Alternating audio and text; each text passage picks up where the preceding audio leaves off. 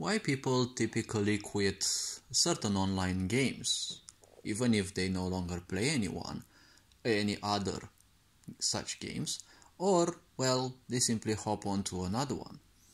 See, the principle is very simple. Every online game typically has one way or another form of, let's call it grind, right? Grind is typically good in a way because it keeps you distracted from certain things in life that you may not like or whatever, and it keeps you engaged in the game because it gives you a certain sense of objective. And since it is a video game, in all situations typically, or most situations, there's nothing wrong that can go. Except when you play gacha games and you invest some money into it and you don't get what you want. But still, that's not something bad in a way. You didn't get something in a game. The only bad problem is you probably may have overinvested. But the point is very simple. All online games kind of have this typical grindiness because otherwise they can't simply keep you in the game. There's always something new that they're adding, and they're just playing on this idea that you don't have enough, or you need to grind for the new character or the new map or whatever happens to appear. Some other MMOs simply don't have any of the such and just live based off of microtransactions, right? They do have grindiness, obviously, because it's the only thing that humanity has ever created that can keep, an ignorant player base still engaged, because ultimately the only thing they're doing is a sort of escapism. See, the problem is with MMOs, for example, they are all about grind, and the grind in those seems to be increasing more and more. People simply believe that now that they have created a game, it must be forced to live. Just like you'd keep someone to live, tied to machines, instead of just letting them pass away gracefully. You just prefer to prolong their existence because you're also miserable and you wouldn't mind someone else also be miserable, and you're now so embraced and engulfed in this misery that you think it is unethical to disconnect that person from the machine, right, and let them die faster, but with more grace. You just want them to suffer even more and more so that when they are back in here in this life, technically they will be equally miserable and they will continue suffering as well. This is in a way a kind of murder, and it is also a more hideous one because you're not just murdering someone, you're also torturing them, but you're convinced you're doing the good thing. This clearly shows there is no sympathy towards life, but no sympathy towards life comes from one single aspect. There is no understanding of life. There is no sensitivity towards life. Now, when it comes to MMOs, typically you quit MMOs because, well, you have to grind this, you have to grind this, you have to grind this, and ultimately it becomes boring to simply grind and grind and grind. The point is you'll hop onto another MMO and do the same thing again and again until it no longer is satisfying, right? You cling to its story, to certain characters, to whatever specifics, graphics, game mechanics, and then, well, it becomes boring. And what typically happens, people simply hop onto another. People simply give up on MMOs when they are reminded hard enough that, they're never going to be good enough, right? This is something that abusive parents have put into your mind, as well as teachers and all sorts of unfulfilled people that simply want to drag you down, and since you are younger and you have far more potential, it will be devastating to them emotionally if you become much better than them. That's, well, typically how misery functions. So the point is, you're gonna be dragged down by these things, right? And you want to escape from those. And you're gonna grind this, you're gonna want that, you're gonna take it, you're gonna get this one, you're gonna get the other one. But ultimately, there's always something new coming in. Because MMOs function on the same principle of why life is a prison. Desire. You'll always desire something more, you will always desire something else.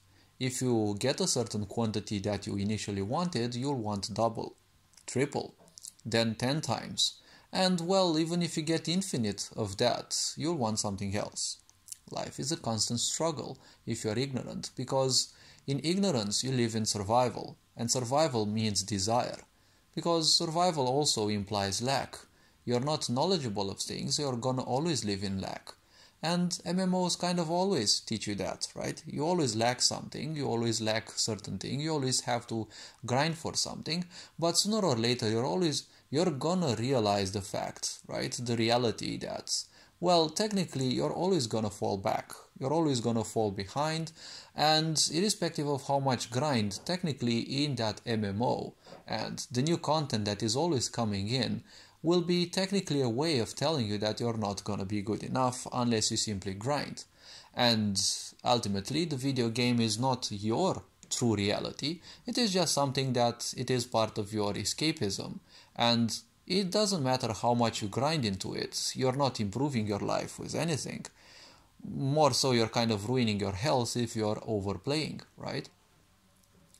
Or if you're over-investing emotionally and such, since a lot of people tend to be overly aggressive on different social media because, they can't stand something bad being spoken or happening to their game, because they're so obsessed with their escapism, and the video game is only a brick in the stability of their escapism, right?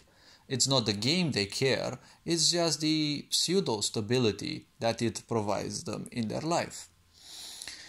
So, for example, strategy games. A lot of people simply give up on strategy games because, well, it doesn't matter how much they play, technically you'll never be perfect in the video game. So again, you are reminded of the fact that you're not good enough, right?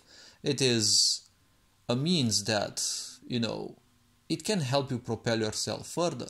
At the same time, don't forget that your brain simply can't stand doing the same thing again and again and again and again. And it will deploy its own means to make sure that you don't do the same thing again and again, because it is damaging your brain. Doing the same repetitive thing, well, it causes quite a lot of damage on one's brain. That is why people who play, games at a high level of competition, they can't do that for too long because, well, they end up with all sorts of damage on the inside. Even, physical sports, physical activity done at a competitive level, they do leave a lot of scars on the physical body, right? Video games don't request your body physically as much as, sports do, but they do request your brain and, well, your arms, but mostly your brain, and you can actually have a lot of brain damage in time. But, well, you're ignorant, you don't care, you only want the money and the fame because, well, you're still convinced that you're not good enough. And sooner or later, that not good enoughness will kind of pull you out of that game, because you're gonna realize in strategy games, even if they don't change anything about that game, everyone has, so many people have so many strategies at high level, right? At low level, there's typically some cheese strategies and such, but at higher levels, typically people play in a unique way. And even if you get accustomed to that, well, they also adapt their strategies, which is what makes them top tier, right? Most people at lower tier or mid tiers, they typically handle certain, cheat strategies or, certain cheese strategies, let's call them so, and if it fails, well, they kind of lose the game because they don't know how to turn things around. Higher level people will realize sooner or later that it doesn't matter how much they train, they still are not gonna be good enough in a way, because you're not gonna always win. And a lot of people end up with this narcissistic expectation that they always want to win and they will always win. That is why a lot of frustration in video games. Now, this video was a bit around the place and, well, the way I felt channeling it was a bit goofy, so hopefully it did raise a bit of awareness. But never forget, the point is, a video game is a product. Just like everyone else, it has a life and it should be left to die. If it goes on and you no longer play it, well, in your reality, it is dead because you're no longer playing it, right? So, well, more or less, it is interpretable. Hopefully this video raised a bit of awareness. You are appreciated, take care, enjoy life, and this being said, Ferenjan Board signing out.